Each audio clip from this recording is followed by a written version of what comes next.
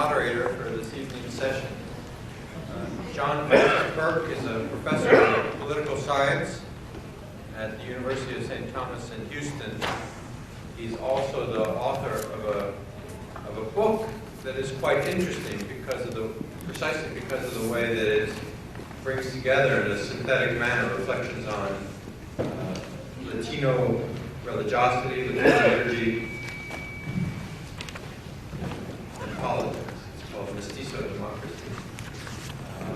And starting in September, John will be a professor and the head of a research institute at Groody College in Philadelphia.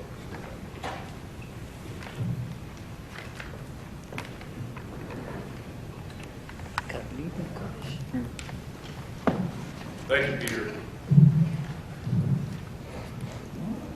Well, consistent with the themes that we've been discussing all day, tonight we look specifically at the case of the border, especially the U.S.-Mexican border. Our session's called A Church at the Border, ? Which is interesting because it's the only one I saw on the program with a question.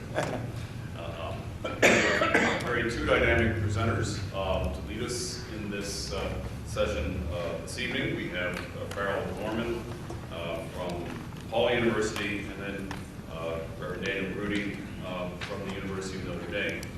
Let me introduce the first speaker, Farrell Norman. He is an associate professor of Catholic Studies and Literature at DePaul. His publications include a forthcoming book on the testimony of Catholic literature at the Mexican border, as well as a critical study of Julia Crossroads, Flannery O'Connor, Walter Percy in Catholic Vision and Post-War Southern Fiction, and a novel, Awaiting Orders, from the Dillis Press. His short fiction and creative nonfiction have appeared in such venues as Image, Shenandoah, and Best Catholic Writing. He has also published articles on American and contemporary literature in Blackwell's Companion to the Literatures of America and elsewhere. Entonces, cruzamos la frontera. Farrell.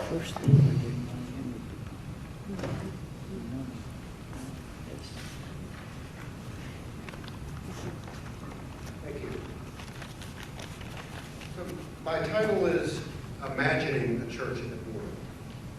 My topic is Catholicism and American Borders in fiction by major authors from the United States who engage some of the questions regarding church, Eucharist, and society which this conference addresses.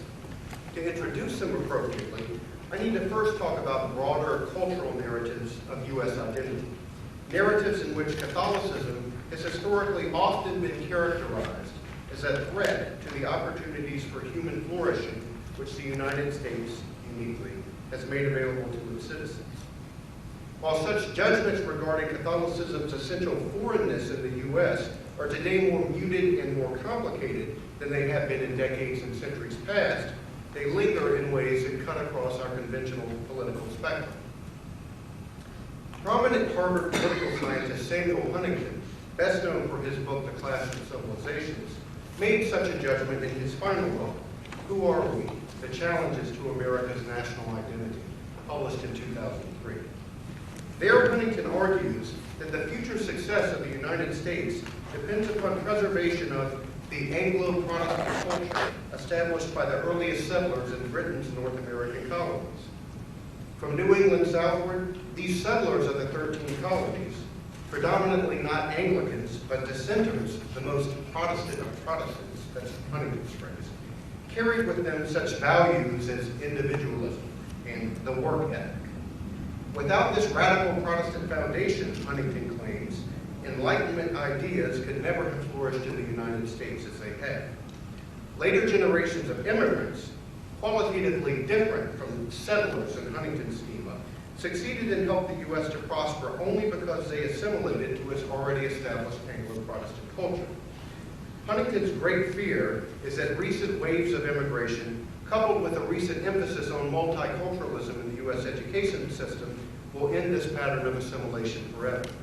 His major concern is with immigration from historically Catholic Latin America, especially Mexico, which, he knows grimly, once owned a significant portion of current U.S. territory.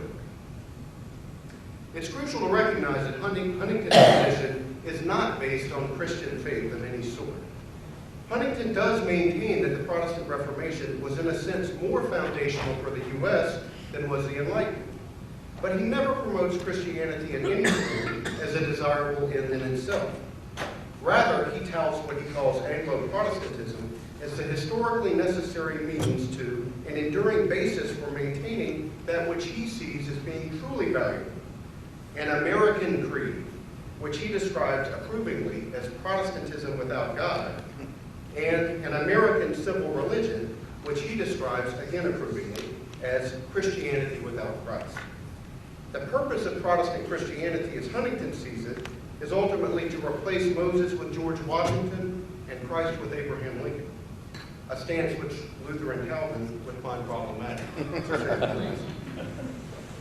I have plenty of problems with Huntington myself, but I'm very grateful to him for being so blunt. If he didn't exist, I'd have to make him up, because he's so useful for demonstrating a long-standing habit in U.S. culture of seeing the Protestant Reformation and Enlightenment not only as essentially continuous with one another, but also as defined in opposition to a Catholicism best kept beyond the border.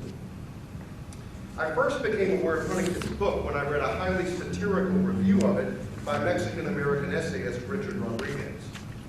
Rodriguez's own best writing, including his autobiographical book, Days of Obligation, An Argument with My Mexican Father, is indicative of his identity not as a journalist, certainly not as a political scientist, but as a Catholic literary artist. My goal in this talk is to explore how such artists have imagined and expressed their hunger for communion across national borders in relation to the Church. In part, this is simply a function of what art does as opposed to what writing like Huntington's does. Huntington seeks to make a clear and persuasive argument about what he thinks is necessary to maintain his own nation's political and economic prowess. The best artists to come out of that nation are much more complex. The greatest of them are those who are at once most fully rooted in and most deeply critical of their culture. They are ultimately attuned to questions about the nature of reality and humanity's place in it, not about national identity, even as they understand and articulate those questions in relation to specific cultural traditions and to their particular historical moment. In this way, perhaps all great literature can help us to see beyond the limits imposed by the simultaneously triumphalist and anxious narrative of U.S. civil religion proposed by Huntington. But my focus is on artists passionately engaged with the Church, who nonetheless wrote at very different moments in U.S. history and had distinctive experiences and views of Catholicism and American borders alike. Familiarity with such writers can, I believe, both help Christians to better imagine a church at the border and help U.S. citizens to understand the limits imposed on their imaginations by obsessions with maintaining borders. The three I will focus on are the late 18th century writer J. Hector St. John de Crevecoeur, the early 20th century writer Willa Cather, and the mid-20th century writer Flannery O'Connor, all of whom ultimately speak to writers such as Rodriguez today. For the first century and a half of its existence, nearly all of the United States' most accomplished literary artists sprang from the very Anglo-Protestant background Huntington praises. But the first writer I want to consider as a vital early exception to that rule. J. Hector St. John de Crevecoeur was a Jesuit-educated Frenchman who made his way from Quebec to colonial New York around the year 1760. There he settled into 2 decades of life which prepared him to write his major book, Letters from an American Farmer, one of the earliest texts to represent the fledgling United States to the larger world. Published in London in 1782, it took the form of a series of letters from a supposedly representative North American colonist, one Farmer James, to a worldly correspondent in England. Soon translated into French, Dutch, and German, Letters was widely read and admired by audiences on both sides of the North Atlantic. None other than George Washington deemed it, quote, founded on fact, even if rather too flattering to be entirely true. Washington's reaction was typical in its focus on the book's early sections, particularly the now often anthologized Letter 3, which claimed that, quote, the most perfect society now existing in the world was to be found in British North America. The American coming into being there was presented as a new man, a mixture of the peoples of Northern Europe, and uniquely able to form new ideas because his milieu was at once closer to nature and more thoroughly modern than Europe. Here, humanity could escape the mistakes of the past and live the ideal being articulated at the time in Adam Smith's Wealth of Nations. For, James asserts, in British America, as nowhere else, quote, the rewards of each man's industry follow with equal steps the progress of his labor. His labor is founded on the basis of nature, self-interest. Can it want a stronger allurement? In such early passages, Groody does seem to offer an overwhelmingly positive image of an emergent Anglo-American culture akin to that crafted by many of his contemporaries. In form and content alike, however, his text is finally more complicated than Thomas Paine's Common Sense or Benjamin Franklin's autobiography. For Farmer James is a fictional character. Accordingly, Letters from an American Farmer, though often perceived as a straightforward work of nonfiction, ultimately demonstrates that Crevecoeur was an embryonic novelist. His epistolary narrator, James, undergoes a halting development, which becomes most evident in the final letter, in which he is deeply disturbed by the beginnings of the Revolutionary War, which here seems not the coolly rational act outlined by Jefferson in the Declaration of Independence, but instead an inexplicable eruption of violence, which threatens to displace James and his family. Even before this, however, James describes aspects of the 13 colonies which called his initially exuberant optimism about British America into question. Over the course of the book, James gradually comes to see his America as a place which has not altogether avoided evils of the sort he initially prefers to associate with Catholic Italy and later with Spanish America. Instead, James's America nightmarishly mirrors certain of those evils and threatens to breed others all its own. Hence, Letters from an American Farmer has gradually come to be identified as a foundational text in the United States' Gothic literary tradition, a text which becomes a horror novel of sorts, even as it plays on the emerging nation's implicit relationship both to a supposedly more corrupt Europe and to a Latin American world, which in some ways seems a strange replication of that Europe, in keeping with the black legend of Spanish depravity and Anglo-innocence, which was prominent in Crevecoeur's day. Crevecoeur's narrator, James, is a nominal Protestant and de facto deist who initially attempts to construct a narrative of civil religion akin to Huntington's, a narrative in which he praises not only self-interest, but also what he deems a growing pattern of, quote, religious indifference in British North America.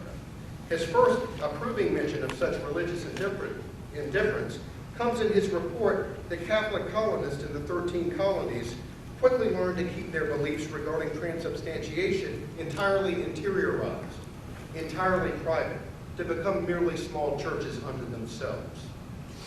Yet James is at crucial moments haunted by the desirability of a church and a Eucharist which would unite the diverse peoples of colonial America into one body. These moments occur precisely when James steps beyond the bounds of the small pastoral world he prefers to call America, which is the settled farmlands of central Pennsylvania and New York, and visits the more complex border regions of the frontier and the plantation south. On the western frontier, he describes men who, quote, are little better than carnivorous animals in their violent struggles with nature, with natives, and with one another. Here he first expresses some doubt about the desirability of religious indifference and imagines that churches on the frontier might at least serve some socially valuable civilizing function. But I want to focus on a frequently studied portion of the text, letter 9, set near Charleston, South Carolina, which James attempts to compare to Lima, Peru. Lima in Spanish America being the subject of other writings by Crevecoeur. James describes his encounter on a wooded plantation outside Charleston with a slave who has been wounded and left to die. The slave was suspended in a cage on a tree, left exposed in a place where birds and insects, quote, eat his flesh and drink his blood, end quote. Many commentators have noted that this image is the most novelistic in the book and recognize what one deems the Eucharistic idiom of this scene. Most, however, fail to appreciate all of the scene's complexities, including the distance between the naive narrator, James, and his Jesuit-educated creator, Crevecoeur.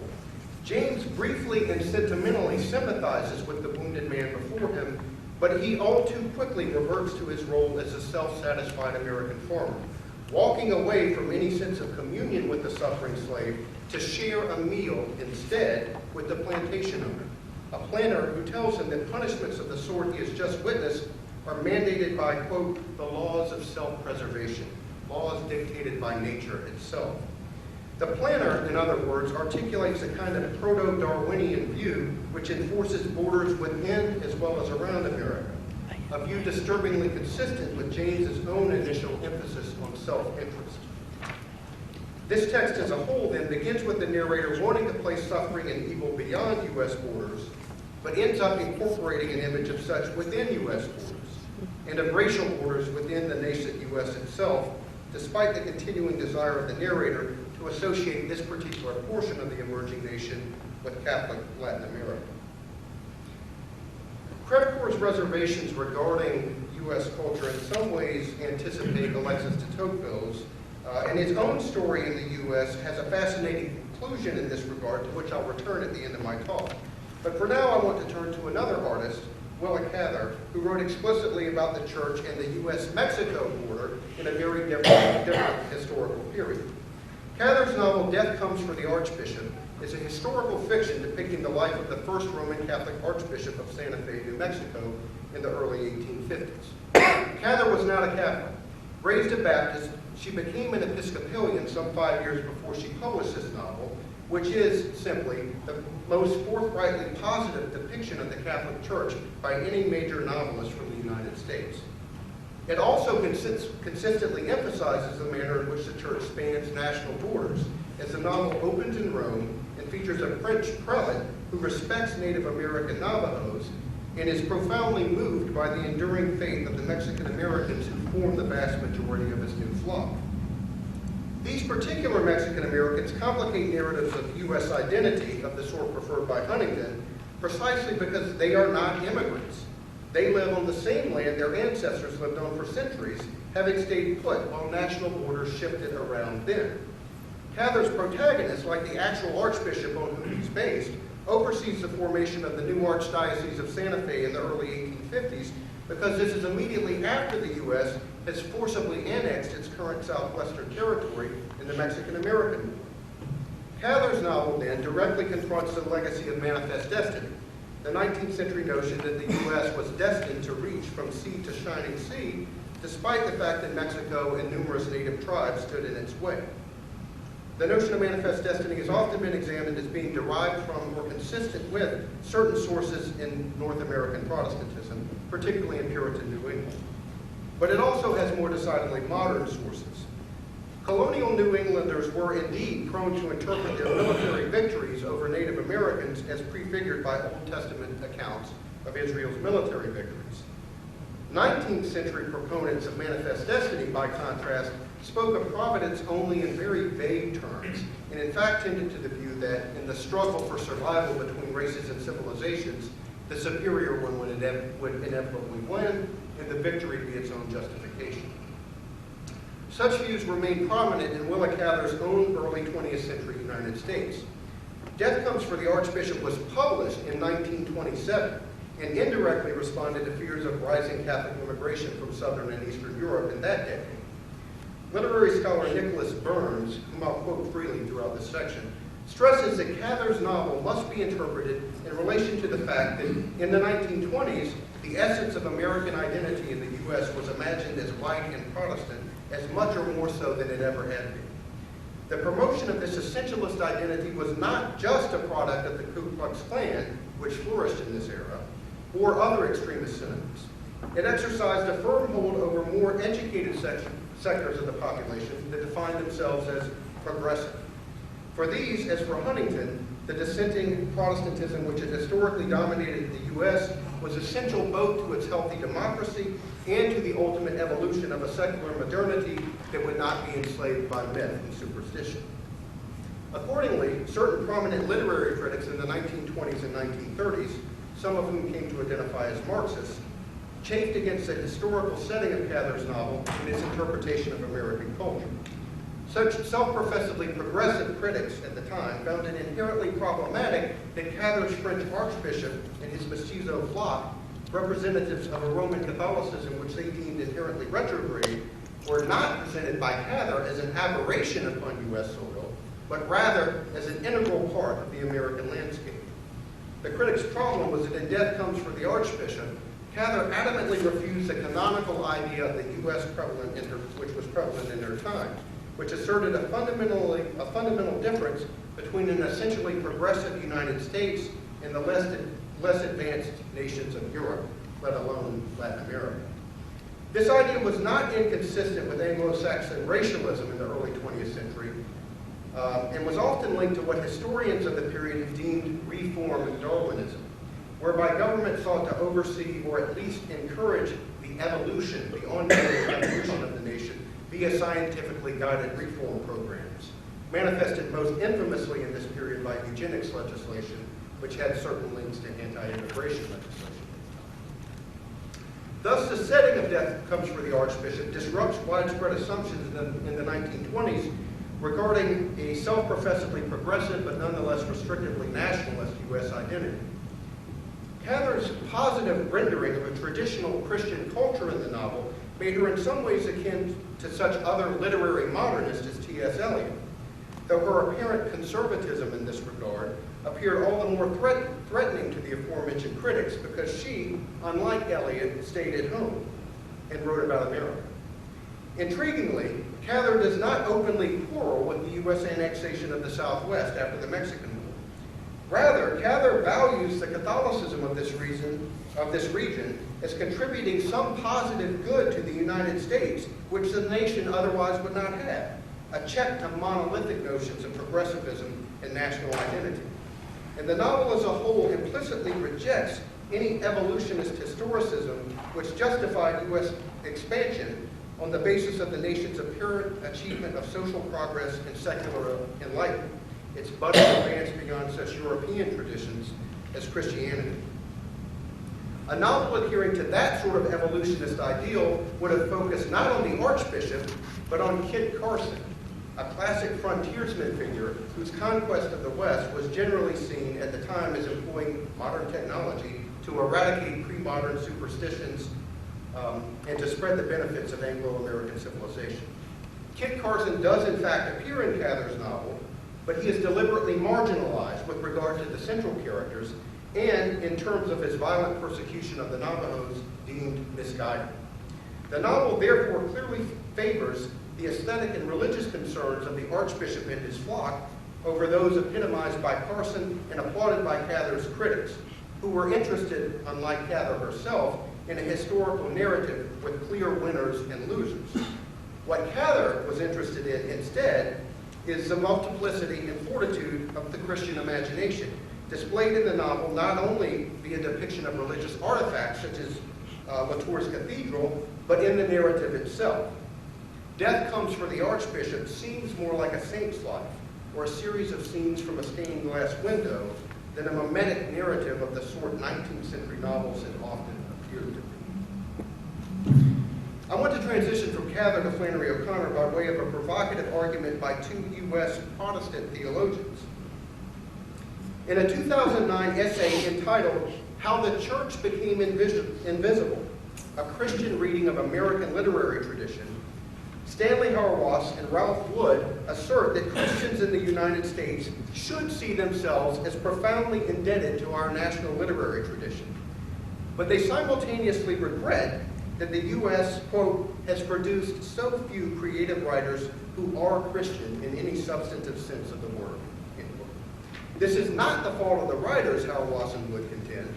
Rather, quote, our major writers in the U.S. have little substantive regard for Christianity because our churches have made it impossible for them to do so, end quote.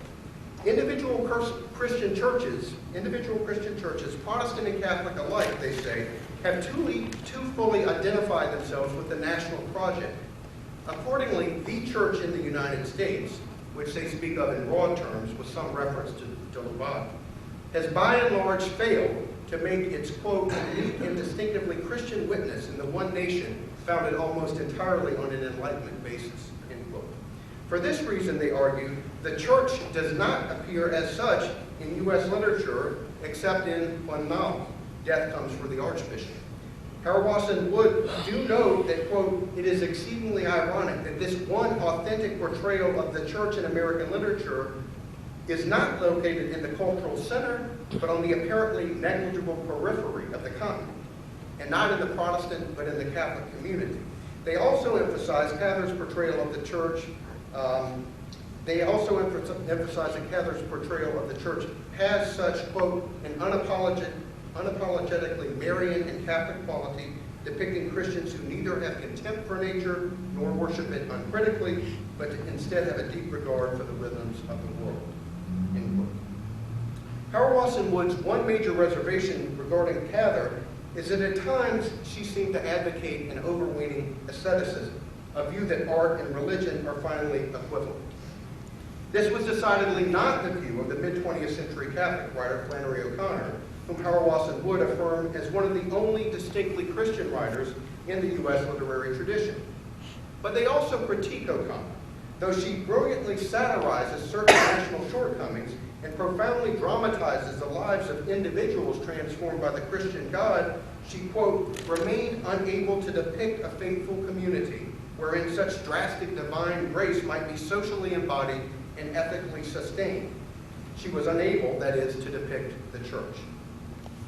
What I want to stress here is that one of the places O'Connor came closest to doing so was in her 1955 story, The Displaced Person, which depicts a Polish refugee who attempts to settle in the rural U.S. in the wake of the Holocaust, refugees being displaced persons in bureaucratic jargon.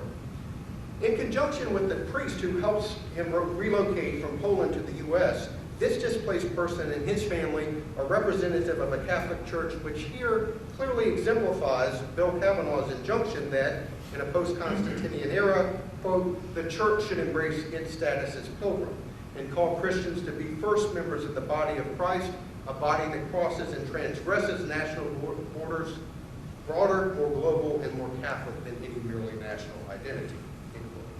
In the story, this Polish farm worker becomes an object of fear precisely because he threatens to break down U.S. borders, and he's finally put to death because of that fear. O'Connor, who has a much harsher satirical edge than Cather, is on one level clearly satirizing U.S. citizens who see their nation as representing an ideal city on the hill of the sort Puritans envisioned en route to Massachusetts Bay. Those Puritans provided one of the two central strands in the myth of the United States as at once a divinely ordained utopia and a model for the rest of the world, the myth of American exceptionalism, though there's an Enlightenment strand in this myth as well.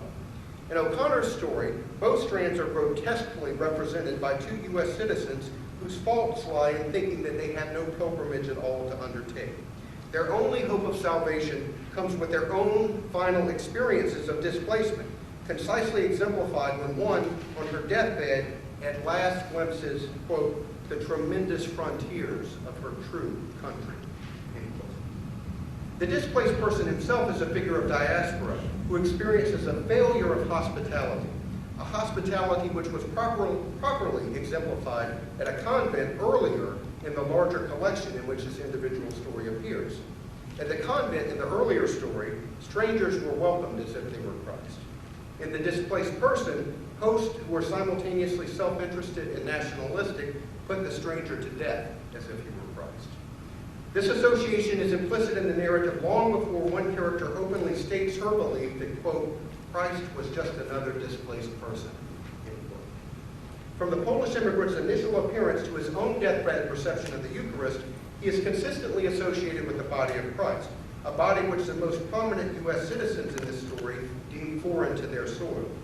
The pattern begins as these citizens anxiously associate the Pole and his family with the Holocaust, with suffering Jewish bodies which seem to belong outside U.S. borders, and which they know only from film clips of, quote, dead naked people all in a heap, end quote. This image is strangely mirrored in one character's ultimate perception of the displaced person's own body as that of a composite monster, one whose, quote, whole face looked as if it might have been patched together out of several others, end quote. From the beginning, the displaced person acts as if he, quote, didn't know the difference between races, like he might have been as black as the hired hands he works alongside on the farm. Indeed, he is perceived as monster only after he proposes a marriage between one of those African-American hands and his cousin, a marriage which fails to observe racial borders enforced within the U.S. in the 1950s. For threatening to mingle segregated bodies in this manner, this representative of a pilgrim church is put to death by silent conspiracy, but not before he receives the Eucharist, consuming it so as to be consumed, to be taken up into participation in something larger than himself. This is in fact what the displaced person has done consistently in the story, laboring not for himself, but for a family, which he finally wishes to extend so far as to incorporate even those who are shunned within the strange nation in which he finds himself. And even his death must be interpreted in relation to the enduring presence of both the priest in the story and a multicolored peacock, a traditional symbol of Christ's resurrection, which parades throughout the farm in the story with its tail raised, looking like, quote, a map of the universe. Both the priest and the peacock communicate that the body of Christ itself endures in the church and in God's creation, in a nature which is here ultimately conceived of as something other than crude Darwinian struggle. The story as a whole is concerned with the manner in which a pilgrim church that finds its center in the Eucharist must reach across American borders. Last page. O'Connor was unable to travel much beyond U.S. borders herself because of her poor health. Her Jesuit spiritual director did so regularly, however, and in the early 1960s, he wrote to her from Mexico that he had discovered there, quote, the real displaced person of the Americas, the Virgin of Guadalupe. She is far less displaced in the United States today than she was that long half-century ago, just as Latino writers are less displaced from the U.S. literary canon than they once were. The best of them will, I think, somehow engage the tradition of those writers whom I have just described, as well as the traditions of other nations, and see how those traditions might finally be linked in the church. So I want to end by recalling my first writer, Crevecoeur, who in fact briefly returned to France during the American Revolution, but soon came back to the new state of New York as French consul. In that capacity, he was the lay trustee responsible for securing the property on which to build the very first Catholic church in New York City, St. Peter's, in 1785. St. Peter's immediately became a parish which included immigrants of a sort Crevecoeur's fictional farmer James had never imagined, including two currently being considered for canonization. Among St. Peter's first parishioners was Pierre Toussaint, an African-Haitian hairdresser who helped start Catholic Charities in New York. A few decades later, the Cuban-born priest Felix Farrell served at St. Peter's as he helped immigrants from Ireland at the time of the Great Famine. St. Peter's best-known communicant, however, was the daughter-in-law of the very man who had encouraged Crevecoeur to publish Letters from an American Farmer, William Seton. His daughter-in-law Elizabeth's conversion was fostered in part by regular prayer before a painting of the crucifixion which hung over the tabernacle in St. Peter's, a painting by a Mexican artist, which was a gift to the new church in the U.S. from the Archbishop of Mexico City. So our first U.S.-born saint, Elizabeth Ann Seton, was called in part by a work of art to join a church which reached across borders to her, and we would do well to recall that today. Thank you.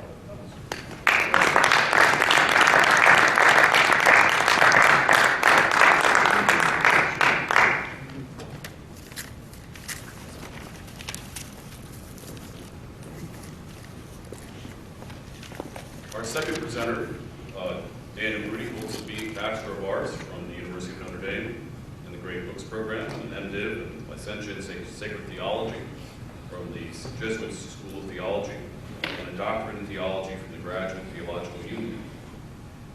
He is a Holy Cross priest, scholar, teacher, and award-winning author and film producer.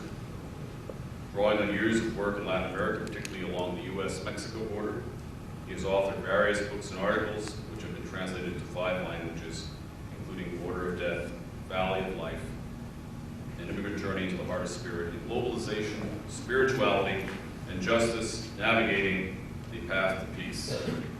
He is also the executive producer of various films and documentaries, including One Border, One Body, Immigration, the Eucharist, and Dying to Live, A Migrant's Journey. And just having worked with him in the past, he's one person who does border crossings between theology and film. And last time we worked together, we had all kinds of technological problems. I assume we're not going to have that tonight. His talk is Church at the Border, Immigration and Eucharist. Yeah.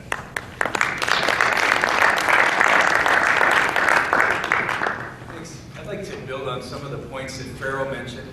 And the inspiration for this talk comes from an event that they have every year down at the Mexican border, particularly in the El Paso area.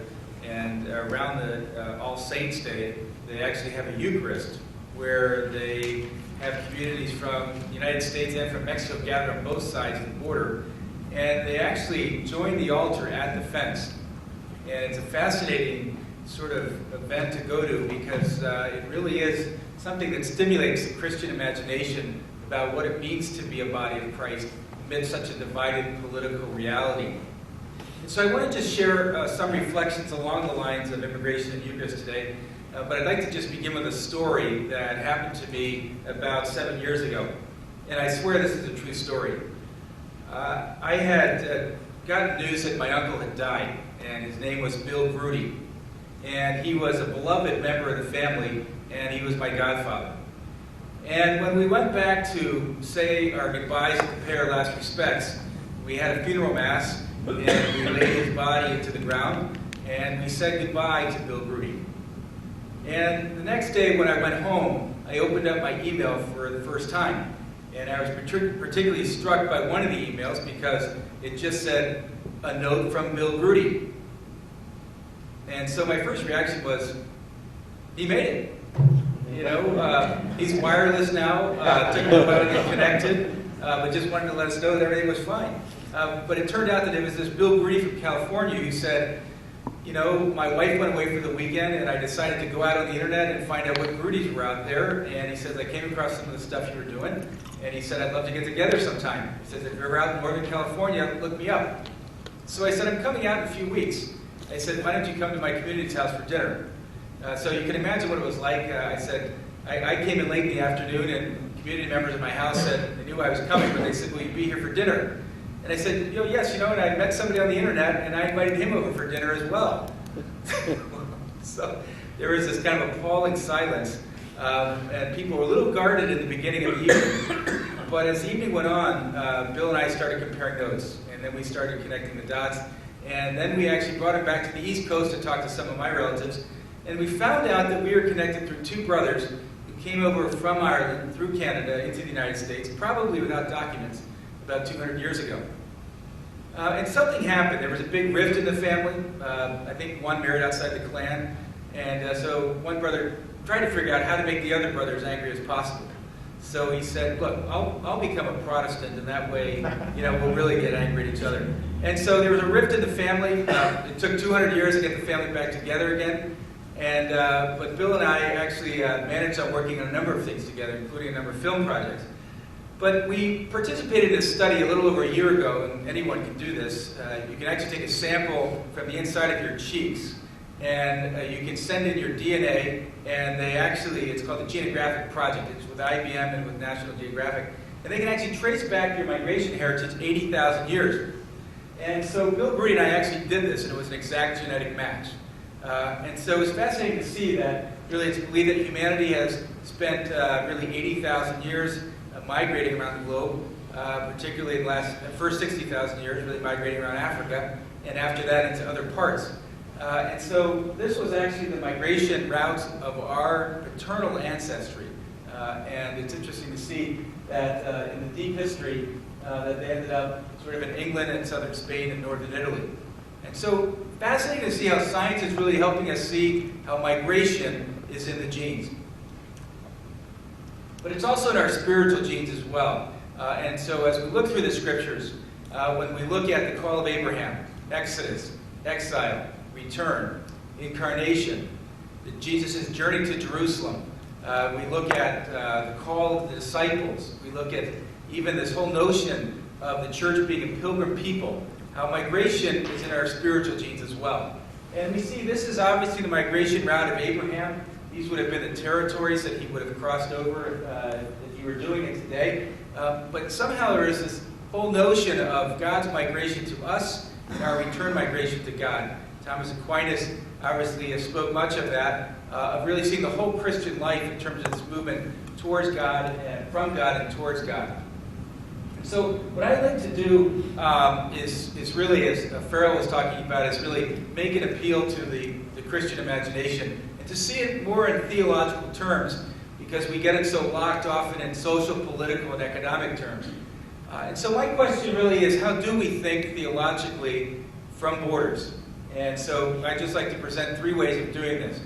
One is the pastoral level. I think most of us are familiar with that, how the church reaches out to those in need through direct aid or legislative advocacy or other forms. And it's an important role, but it's only one role. The second is the spiritual level, and it's really just the opposite direction. It really requires listening to the inner journey of migrants and understanding what they think and what they feel and what they go through and what they suffer. And so the first one is really about the external migration. The second is about an internal migration. But the third is really an identity issue, and that is how to think theologically about migration and see migration as a central theological concept. All of this is really a way of thinking theologically at borders. And so what I'd like to do today is situate this theological reflection within the Eucharist. So 4 parts of the talk, which I want to go through rather quickly, is to look at really the foundational rite, is what I would look at as the foundational territory. The entrance rite is really at the foundational territory. Just a quick snapshot of what's happening with migration around the world today. Then I would like to get into what I would call the liturgy of words, which is the debated territory, and to try to map out a little bit of the conversation at the U.S. borders, but also I think it has parallels both historically and at other borders today. Thirdly, I'd like to then, each step kind of go a little bit deeper. The third step is to go into the liturgy of the Eucharist, and that's to see the Eucharist really primarily as a movement towards reconciliation, and particularly getting our relationships right. So somehow doing a theological reading of the tradition in light of migration. And then finally, to draw on something of Karl Rahner, which is really the liturgy of the world, and to speak how this whole notion of being one border, one body, I think is an eschatological vision, I think, of where we are going as a people. So what I'd like to do is first map out this beginning here on where we are in migration today. Obviously, this is something that's been happening since the beginning of time. The only difference today is the sheer numbers. So there's somewhere between 212 plus million migrants moving around the world today, people living outside their homeland for more than a year. Right now, there are, if you will, 1 out of every 35 people in the world is a migrant, which is roughly the equivalent of the population of Brazil, the 5th largest population of the planet. So the population of Brazil is migrating as I speak. Now, among those, some of the most vulnerable are obviously those without documentation. And there are somewhere between 20 to 40 million international migrants right now without documents. And right now, about 2.4 to 5 million a year cross borders without papers. And in Europe, that's roughly 5 million people. And in the United States and in Europe, about 500,000 people are crossing borders each year without papers. In the United States, there's somewhere between 10 and 12 million people who are undocumented. About 50% of those are from Mexico. Another 30% are from other parts of Latin America. And the remaining 20% are from other parts of the world. So in the United States, migration is primarily economic migrants and primarily Latino migrants. In Europe, it's a very different situation. It's primarily refugees, and in addition to all the cultural and ethnic issues, there are big religious differences as well, which is causing a lot of cultural upheaval. So within this context that some scholars have called our own times the age of migration.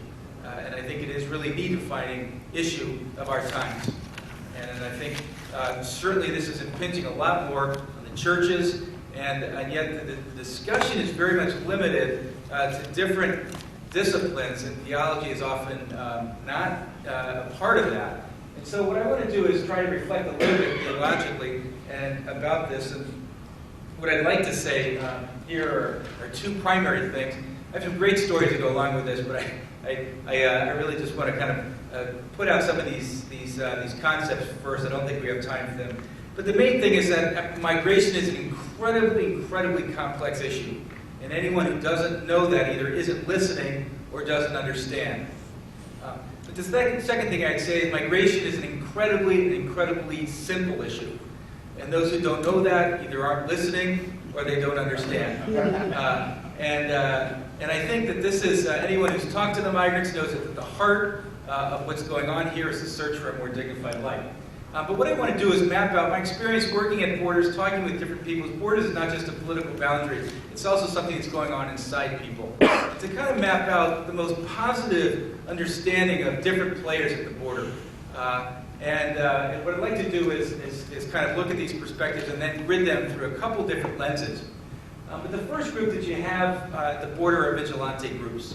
These are people on the extreme end, and they are not officially sanctioned federal agents, but they are people who are looking at people crossing these borders. These are people Lou Dobbs loved to have on his show. But they're basically trying to protect personal property along the border. They're trying to prevent unlawful entry and to fill in gaps where federal enforcement fails. So they're saying this whole civil disorder is chaotic, if not threatening. And so they're trying to really respond to this by some civil initiatives. The next group are really the Department of Homeland Security or ICE, Immigration and Customs Enforcement. And these are obviously those who are trying to enforce policy.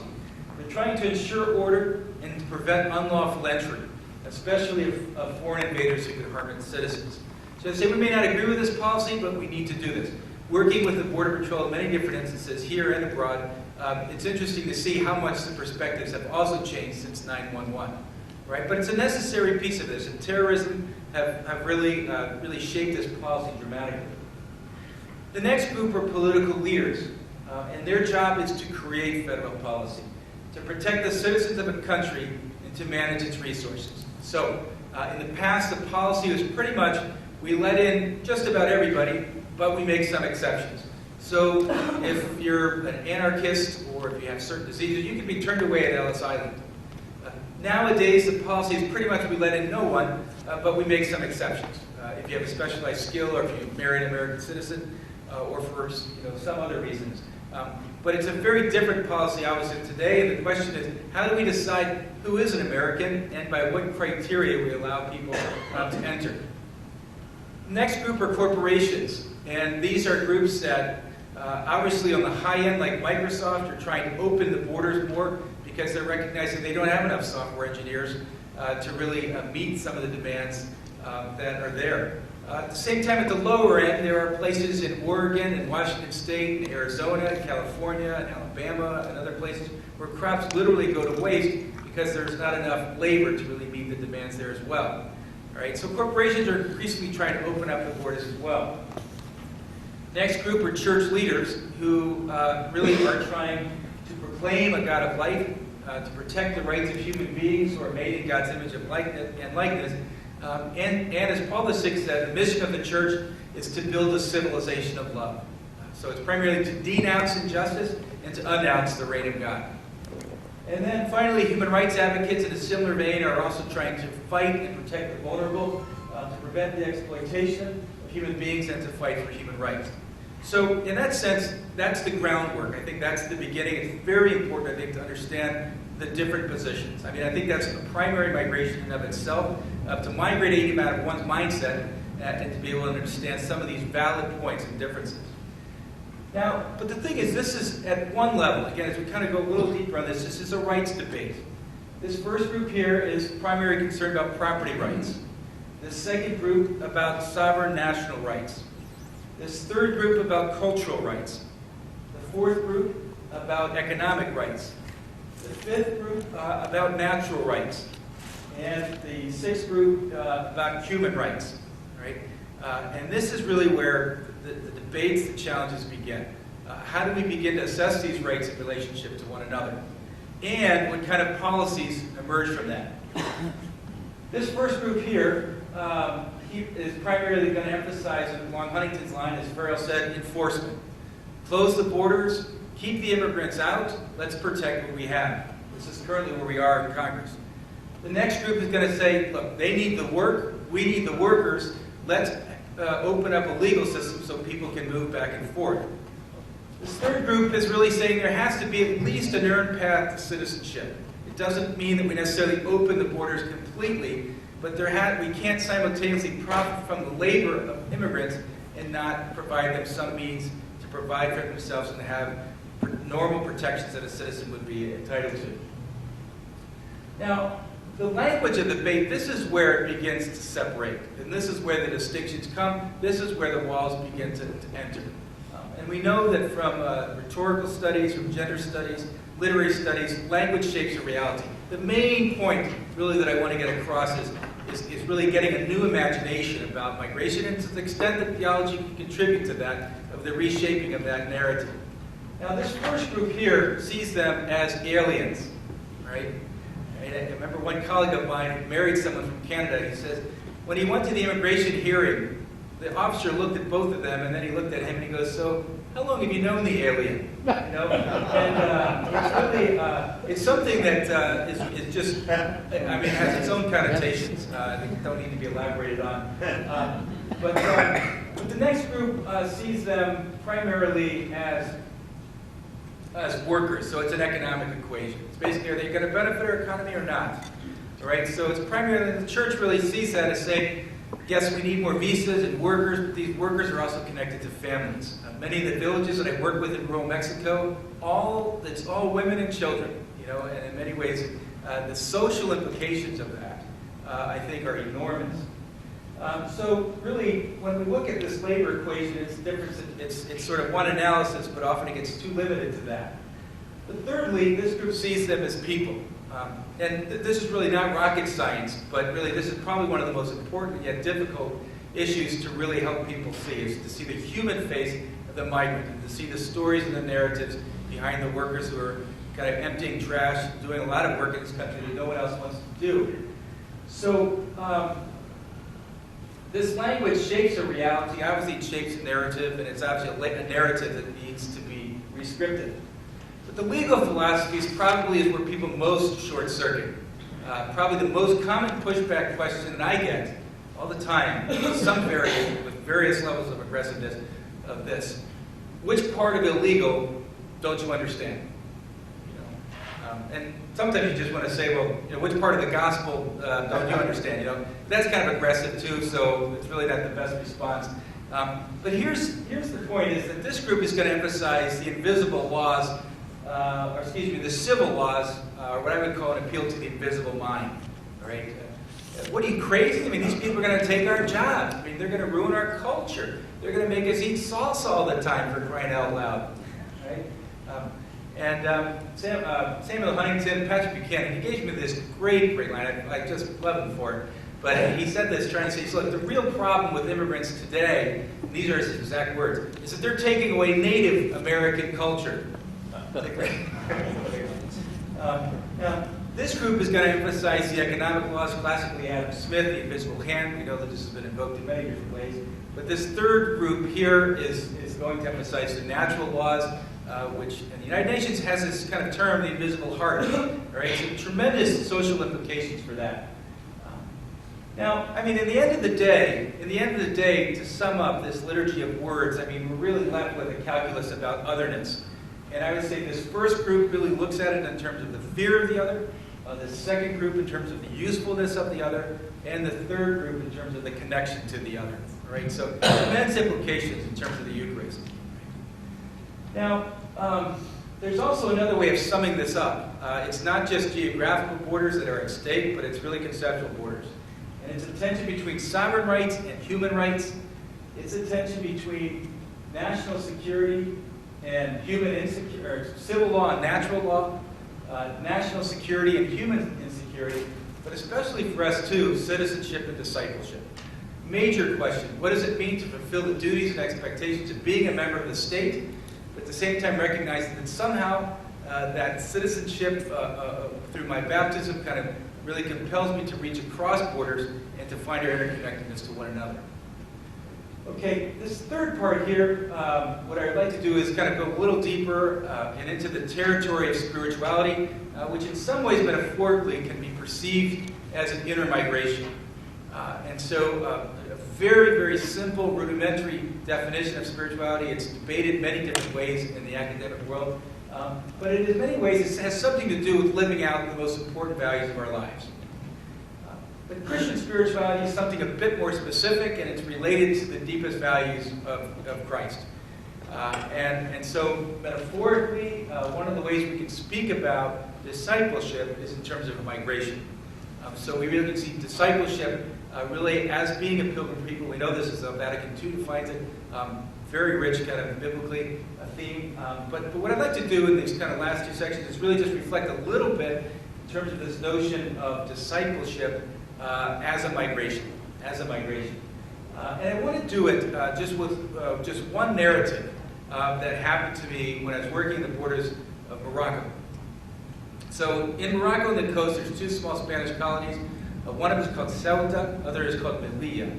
And there's this one of the streaming points where a lot of refugees from Africa come, because if they can get into those Spanish territories on the African coast, they don't have to swim across these waters where a lot of people drown or are eaten by sharks. And I had a chance to get into these territories where a number of migrants were hiding out. And finally was able to talk to 3 refugees that were trying to get over onto the European continent. But they had spent between 8 months and 8 years migrating up from various parts of Africa. From Somalia, from Sudan, and from Uganda.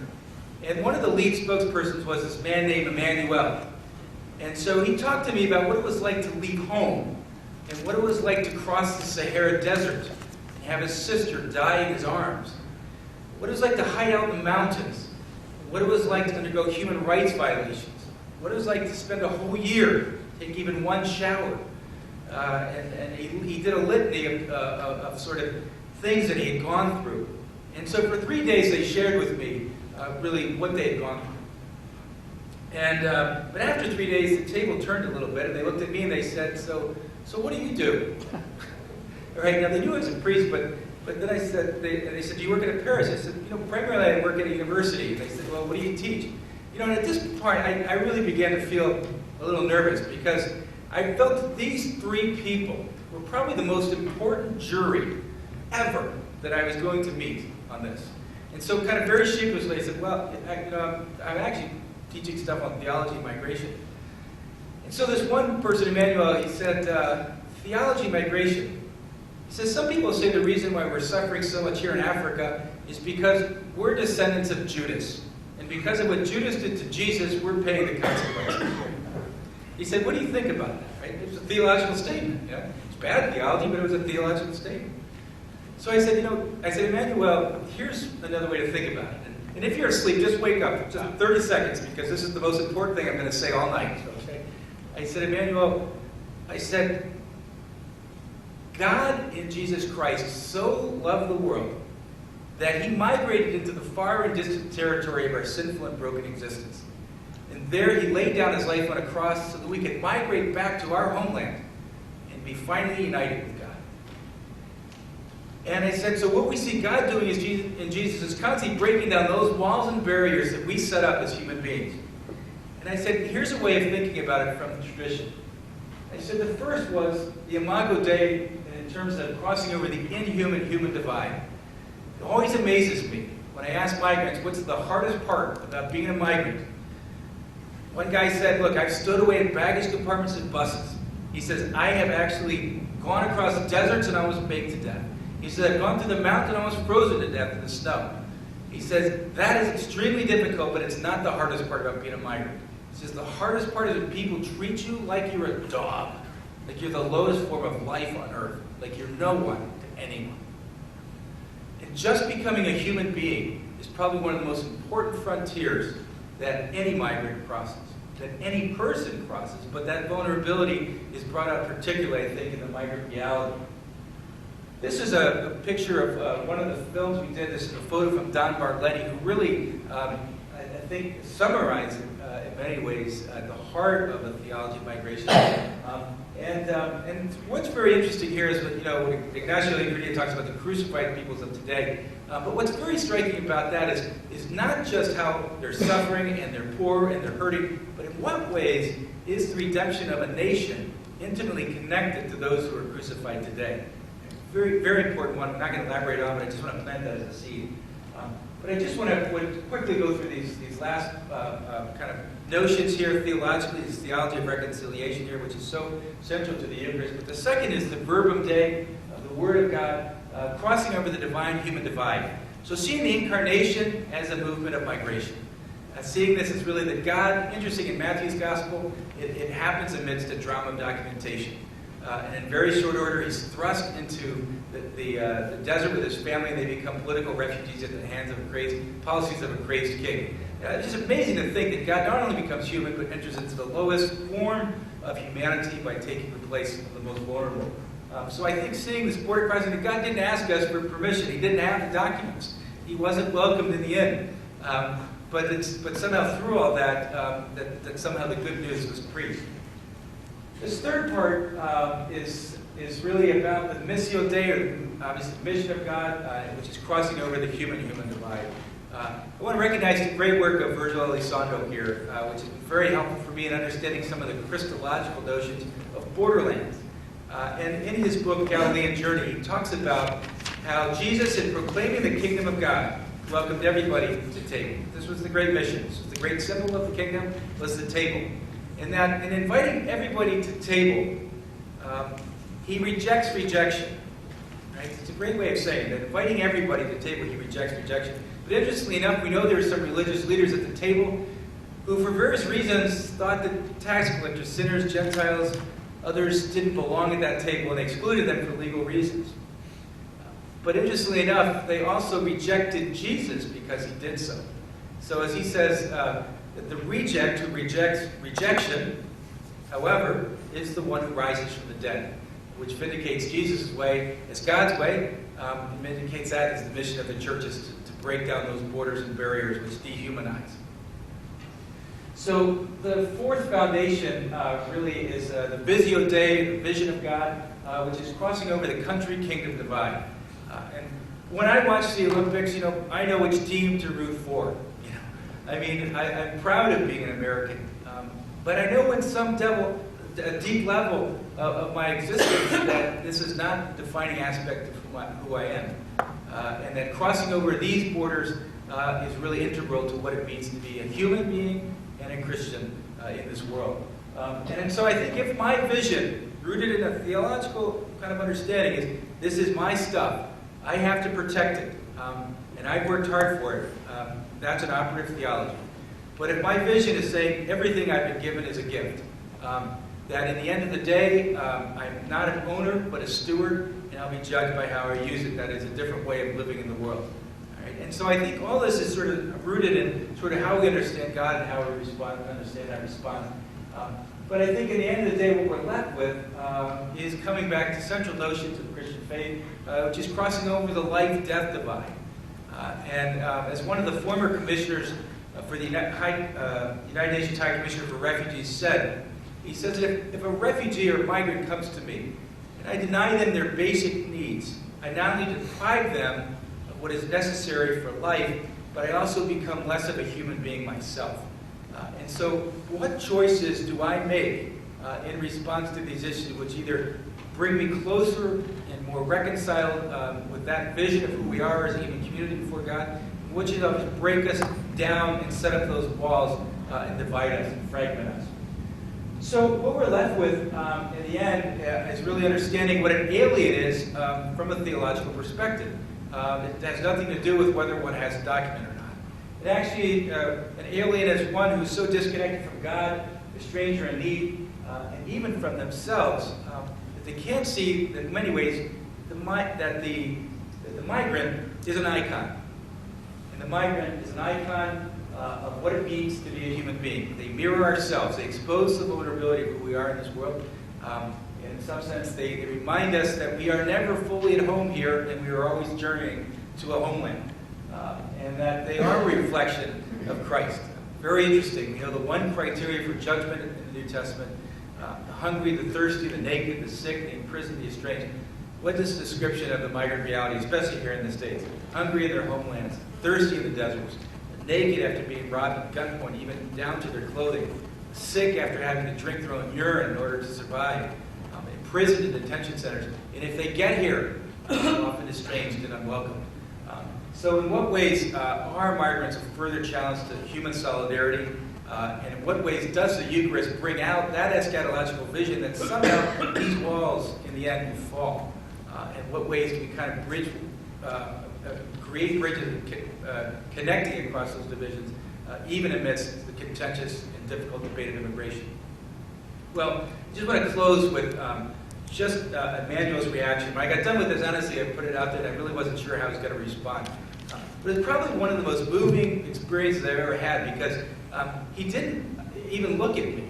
He didn't say, hey, those are interesting insights. I hope we get those published in a peer-reviewed journal article someday. He didn't look at me at all, actually. And that was, he kind of lifted up his eyes to heaven. And he goes like this. He goes, yay, God! He says, I can't believe that you would do that for me. And then I realized, like one of these moments, it just went on, and there was a light that said, really, what this is about in terms of immigration and the Eucharist is just another way of understanding the fourth chapter of the Gospel of Luke, where Jesus says, I've come to proclaim good news to the poor, liberty to captives, sight to the blind, and a year of favor from the Lord. Thank you.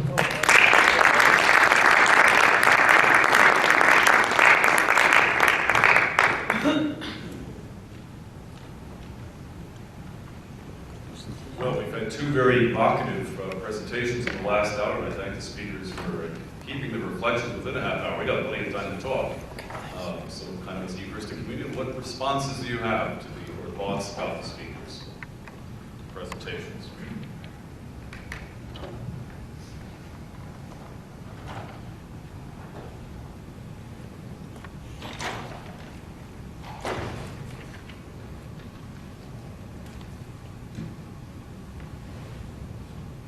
Well, why don't I break the ice and we'll facilitate. What I was thinking, in some ways, both of your presentations are critiques of the kind of Huntington narrative, the assimilation narrative. For many of us working, whether it's in the theology or in political theory, the other narrative, especially in the American scene, increasingly is challenging us as more of a separatist narrative, that you can't have things like a Eucharistic celebration because of the postmodern emphasis on difference, especially like the work of Gloriana Saldua that's juxtaposed a lot of times to Virgil's work. And I even thought about this and was thinking about Susan's presentation this morning. What do we do with those who we want to have a different kind of unity than Huntington's proposing theologically, but how do you incorporate the person who doesn't want to be in there? So this is just a huge chasm, in these border crossings.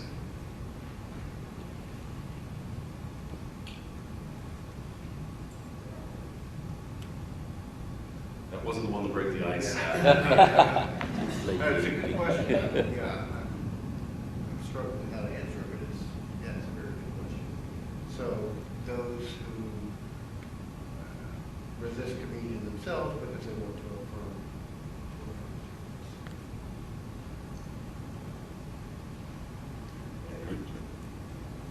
I wonder if you could just rephrase the question, John, just in terms of the people who don't want to participate in some sort of larger diversity, or? Well, what I'm getting at here is, in some ways, it's a question that goes all the way back to Las Casas. That a lot of times Las Casas is praised because he was kind of a kinder, gentler form of imagination. But suppose the native says, "I don't want to be part of this kinder, gentler Christianity." That the differences between for instance, indigenous or Native American spirituality are so great that it's a different kind of assimilation than what Huntington's talking about, but an assimilation nonetheless. Yeah. So, kind of an isolationist individualism that... Or an isolationist community. I mean, you get this response sometimes. I just came from a conference where I was with American Indians, kind of strong, thick sense of community and very distrustful of Christian theologies. Yeah. Well, one comedian said that all problems in immigration can be traced back to a failed immigration policy on behalf of the Native Americans. And I think that's well said. So. But, I don't know. I still think that the more difficult migration, this is what the Native Americans said, which I think it makes a lot of sense, that the long journey of human life is the migration between the head and the heart and back to the head again. And it seems to me that if you aren't willing to undergo that migration, then all these other debates about migration aren't going to make much sense. And so it really is a question of, do we stay isolated in our own private worlds or communal worlds, or do we see the human task as one of interconnectedness, in which case it's to build those bridges? And if people don't want to make that migration, I guess the underlying question is, does it liberate?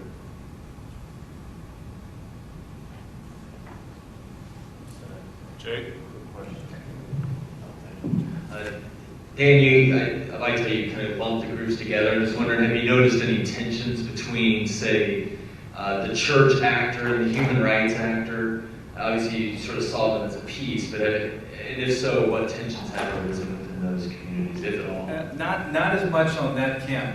Which is interesting, even along the interreligious and interdenominational issues, it's really where a lot of the doctrinal debates dissolve, and people see a lot of common ground. So people aren't asking necessarily questions about, orthodoxy as much as about orthopraxy. So, but I don't think in the human rights, there's not always the same starting point. What you do see down in, say, the Arizona border is that you have some groups like Humane Borders who are trying to work within the law and trying to kind of stay within the law as they do humanitarian aid. But you have other groups like, more human rights groups like No More Deaths, who are actually pushing the limits of law in order to make a political statement. And really what you do have is a tension there between really sovereign national rights, civil law, and also more traditions of natural law. And I think the human rights people are really bringing that to the surface. But so I think you do have different approaches, different starting points, different sources of inspiration, and you have a lot of common ground as well. Not as much tension on those groups as it was certainly the other ones.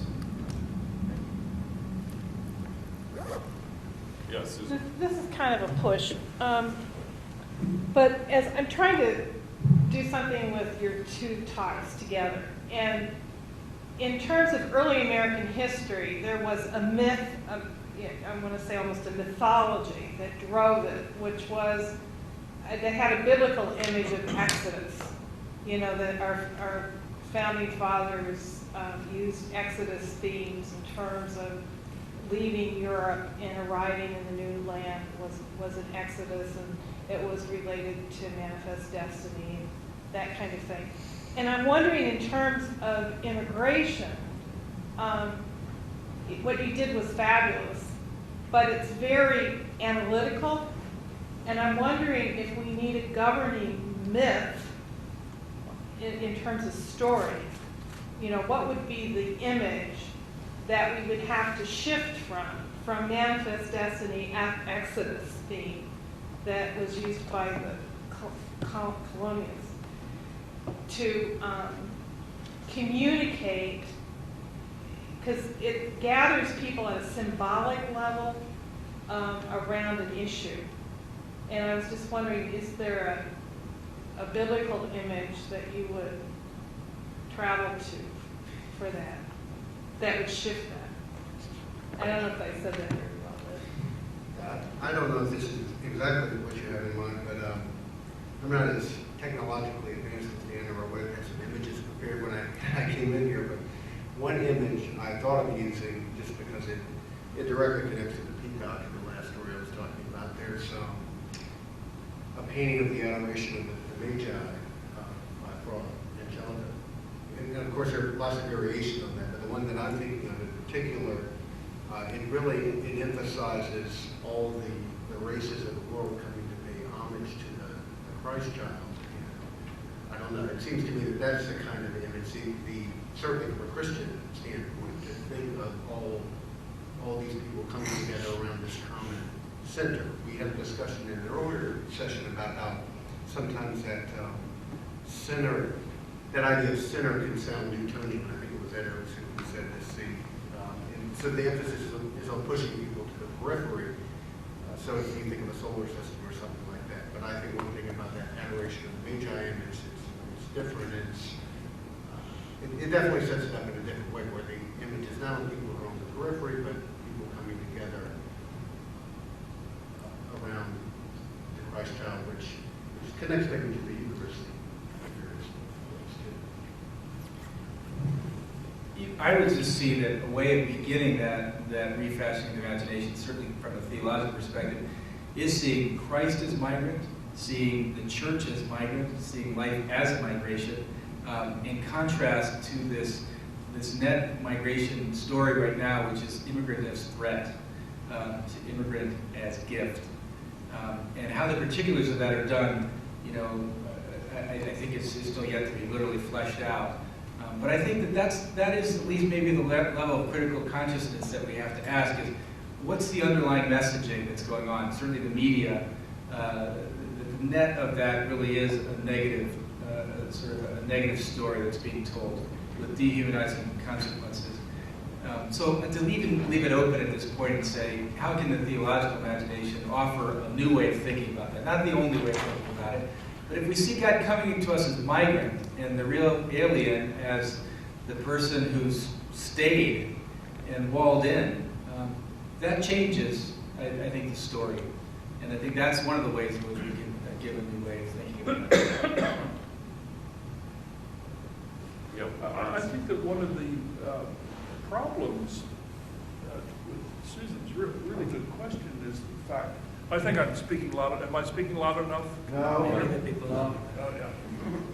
I think one of the problems is that we no longer possess a biblical imagination with the intensity, say, that there was in the colonial period, where the authorized version, the King James Version, was known by practically everyone, and I thought it was a good point that Farrell made, that manifest destiny of the 19th century kind of flattens out the biblical story, and it becomes a kind of a vague sense of divine will or divine providence or something of that nature.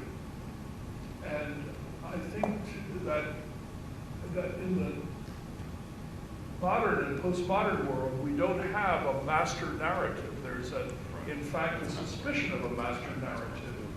And I think that in itself is a problem even before you try to imagine what the new narrative would be. Because, one of the things that all the theorists say is that there is no master narrative anymore. And so we've been kind of deracinated a little bit from a cultural past in which there were some shared values. I mean, even the benighted Catholics who didn't read the Bible in the 18th century much knew the Exodus story, but you can't guarantee that today, and you don't know how much force it has, how much strength it has. That's not a question, it's just kind of a comment. And help. And then the gentleman after. Yes, it's something that as a Mexican and also living in the United States, have experience with other Mexicans, and it's the inner violence and the perpetuation of the cycle of violence when the one who was marginalized now becomes the one who marginalizes others. And that is the case many times with Mexican Americans in the United States that perpetuate the same cycle towards other Mexicans that are coming. But also in Mexico, now that I'm back in Mexico, is seeing the brutality of the Mexican people that they are doing to Central Americans and South Americans. It's more like a comment more than a question. I don't know if you want to say something about it, but it's really brutal, it's difficult, it's a great distress for me to see that. It is a point of reflection, I think, to see how even in our own history, we're a city shining on the hill from the Calvinist tradition, but at the same time we have a long xenophobic shadow. So what was once taken out against the Irish and the Lithuanians and the Germans and the Italians and the Chinese and the Japanese is now taken out against the Mexicans. And so what is it in ourselves that continues to feel threatened by otherness? That's the long human story. I mean, it's a historical one, it's a present one, it's manifested in many different forms, but it's the ongoing challenge. Gentleman, the second.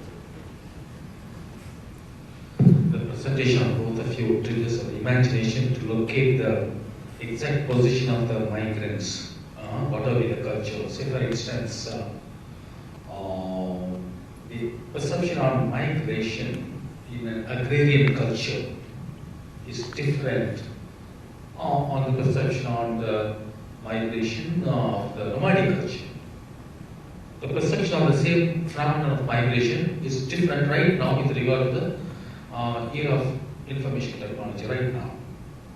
And the position is, whatever be the perception, whatever be the victimization story or romanticization story, sometimes we might run the risk of being sort of romantically expressed, God is a migrant, Jesus was a migrant, and I'm a migrant, building church, and so on and so forth. Rather, one of the saving mechanisms could be, in every culture, what would be the asymmetry of power? Asymmetry of power, existing asymmetry of power. Whether someone is defeated as a migrant or defeated as a stationary fellow, and so on.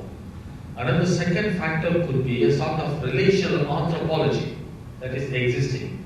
Even the whole conception of the sovereign rights, the other as a threat, the other as a companion, and so on and so forth. The existing anthropology, at least envisaged relational anthropology, that has to be operative. And thirdly, from the point of view of actual down-to-earth violence that people are subject to. These are the triple indicators with which, to what extent we could construct on the very phenomenon of migration, and to what extent this migration phenomenon has to be addressed to, and from which vantage point, from which cultural sensibilities, the whole question has to be inserted. Along these lines, our imaginations are churned out.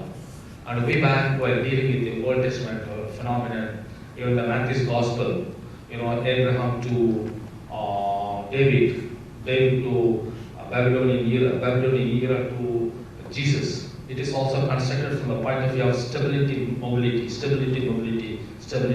and so on. So even the question of reinterpretation, the sense of the elect, the Old Testament, has to be seen from the rewrite from the point of view of which group is talking about the sense of the elect, a migrant group with no security, or a well-established leisurely group which is talking about the sense of the elect, we the migrants once upon a time, with a sense of pride right now, we have got a license to oppress others, such an interpretation. So long list of new ways and avenues that have opened up. We are thanking you for opening all these factors. Thank you very much. Peter? To comment, maybe ask them to elaborate a little bit about the fact that you included both natural right and natural law in the grid. I thought that was very interesting because, in the general public and the political debates, it gets stuck on a very positivistic understanding of law on both sides, sometimes extending to civil rights or human rights. But I don't know how much, if I'm reading too much into it, but that, going back to the tradition of Las Casas of Victoria and Vicenzo, obviously that can be treated with suspicion as a master narrative. There's also a problem in terms of political rhetoric, but it gives us a kind of critical leverage for questioning the very positivistic notion of law that guides both sides of the debate. So, maybe I'm reading too much into the chart, but I thought that was an interesting point. This where Aquinas, I think, really offers something, and this is the piece that I come back to, is that the problem with this positivist notion of civil law alone, it's a common response. It's an easy response. They break the law, they shouldn't be here, they should be deported. It's convenient, it's simple, and it's get back in the line. The problem is it has nothing to do with reality. Because as long as you have a natural law where people really have no options at home, they are going to be pushed to find better options somewhere else. So if we look at Aquinas' notion, natural law, in this case, parents need to feed their families. Civil law, societies need to organize themselves for the common good. Divine law, we know through the feeding the hungry, the thirsty, and so on. And eternal law is how this really is all put together in God's providence. But at the end of the day, justice is about bringing some sort of participation and connection between those laws. And when we have policies that are at variance with those laws, that's where we have the injustice. So it's not about kind of advocating anarchy. And that's what people fear. And look, I'm not for anarchy, I'm not for breaking the law. But when you really have a system that doesn't allow for these legal systems, I did get into this, but this is a very revealing set of statistics for me that really says a lot. 19% of the world lives on less than $1 a day. 48% of the world lives on less than $2 a day. 75% of the world lives on less than $10 a day. 95% of the world lives on less than $50 a day. The top 1% of the world has as much as the poorest 57% of the world. And the 3 richest people in the world have as much as the poorest 48 nations. And with those statistics, we see migration is not the problem. It's the symptom of a deeper imbalance, which Vatican II says is rooted in the imbalance of the human heart. So I think unless we get that, we don't understand reality, and no civil law is going to keep people from coming across borders. None. The difference is that more people will die in the process. Daniel, Thanks, Daniel, for reflection on migration. I think I agree with what you said, especially with the theological reflection, Christ is migrant, etc. Because I also tried to do that in working with Filipino migrants in Paris or Belgium. But maybe just a reality check for theologians like us. I tried doing that and consoling some people. You know, Jesus has been a migrant, God is migrating, etc., etc. And he looked at me straight in the eye and said, to be honest with you, Father, I really don't like him being a migrant because I just want to go home. In one way or the other, it blacksmith and said, I think these people, if given normal circumstances of their lives, would just want to get money and go home because that's their life, where their life is. And, well, it amazed me to look at myself and say, okay, Christ is a migrant, he will be a migrant forever because we're all migrants. But this guy is telling me, no, I want to be home. This is not the place for me.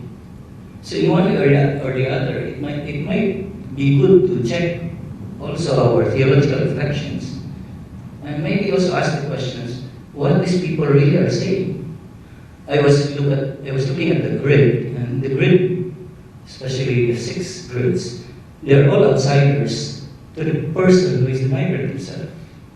And I was just asking the question, what does the migrant really say? And how does the migrant really look at himself? Of course, NGOs would look at him differently, governments would look at him. But maybe there's a challenge for us to really ask, what do you really say for yourself? I just reflection. I don't know if you want to comment. Yeah, I think those are great points. I think what you bring up is that our theology always has to be in conversation, and corrected by the experience of people who are on the move, or else it is just theories and we're talking to ourselves. One of the things that I think that I've come to think about is that, well, let me just say, we were talking at dinner about a Jesuit at Creighton, Larry Gillick, and one of the things I remember he said was spirituality is living in the tensions. And the tension in this case is the tension between homeland and movement. Because when you go back home, we know migrants who go back home and it's never fully the home that they left. And yet even we know that regardless, it's not the home that we're destined for. But there's still a need for it. And so I think it's to me, we are migrants and we need a home. And it's both. And the spirituality is living in those tensions. And I think that to me names more of what we're going through rather than just going home. Because that home is not the final home, but there's still a need for it. So that's a big piece of it. There was something else I was going to say, but well, pass it on. all the way in the back, yeah. Yeah, thanks a lot. I'm Bruce Wellens. I work in the backyards community. I've been over there for 22 years, and our apostolic committee from the Claretians are here. Came in from California, migrant community there, and La Placita in Los Angeles, and Father Tom, our dean, is from the backyards. Anyway, we're very interested in this topic, obviously. We're dealing with immigrants every day. We're in courtrooms, a lot of the judges, and it's interesting. Last week I was with the commander of our police district, and really appealing to the story of the immigrant, and we're dealing with very complex situations. I feel like kids who don't know where home is. I mean, they're not legal or documented, and we're dealing with parents who want to go home, but the children don't want to go home because that's not home. So it's complex to me. But the kids keep coming out of the shadows, and we've had them in church now telling their story, and I think you hit it right on. when you tell your story, it transforms awareness. You know, I sat with the commander and he says, well, I don't want to tell you I don't care. Well, I'm not going to let you tell me you don't care. You have to hear the story. Here's the Via Crucis, the dad's helping his son carry a cross. It's so symbolic to me. And the immigrants themselves, as you listen to their stories, I mean, we work with the heart a lot, not as much as with the mind as I'd like to, but we're working at that. But as you listen to the heart, they come up with those biblical images oftentimes. And sometimes they're not so biblical. We had a Native American who came in and taught our college kids how to dig out trunks of trees and said, if you beat 100 drums, you bring peace to the earth. And suddenly we're drumming during Posadas. I don't know how mixed up the images can get, but to the youth, it's bringing meaning out of these symbols that, and using journey as a symbol that help them bring meaning to their lives and tell their story. And I think that's really the key in hearing the story. Our awareness is so transformed and it's so beautiful. And I got to read a little bit of that pastoral Migratoria that we worked on with the committee and with the Archdiocese of Chicago. And I thought we can't do enough of reflection and enough of storytelling. Now we need to do it at those levels where we're sitting in commanders' offices. And I think in the courtroom, my best experience has been with a judge who tells me, well, Father, can't this guy find work in Guanajuato? And I can tell you honestly, I don't know if you can, Judge, but I know that the work for peace he's doing in our community makes a difference. And that's enough to transform the consciousness of a judge to say, I'm going to give him residency. That's one victory out of 100, but boy, what a difference it makes. So I find it very affirming. It gives us some insights on how to approach storytelling and bring a little more meat to the bones of what we're working with there. Thank you.